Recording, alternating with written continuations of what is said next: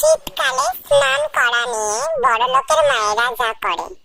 लेकिन ये साला कर क्या रहा है यहाँ पे? শোনো বেটু, এই ঠান্ডায় রোজ রোজ স্নান করবে না, 3 দিন 4 দিন অন্তর অন্তর স্নান করবে।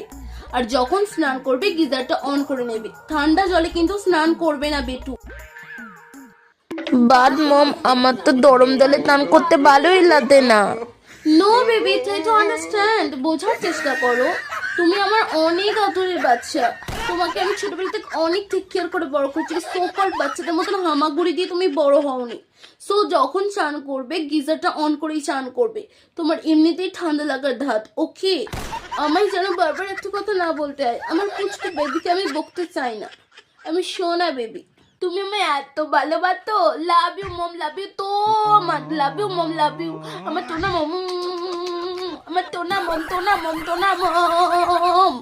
শীতকালে স্নান করা নিয়ে গরিবের মায়েরা যা করে।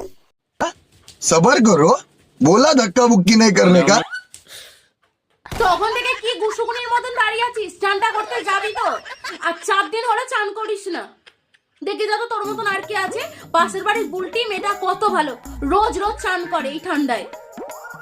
আর তুই, আমার যে কোন জন্মের পাপের ফল তা আমি জানি না।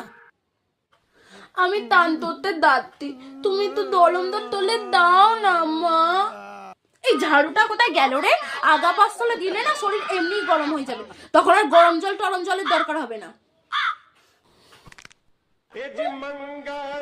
তা দরকার নিয়ে দলম দলম টান তোলে মরি আমি।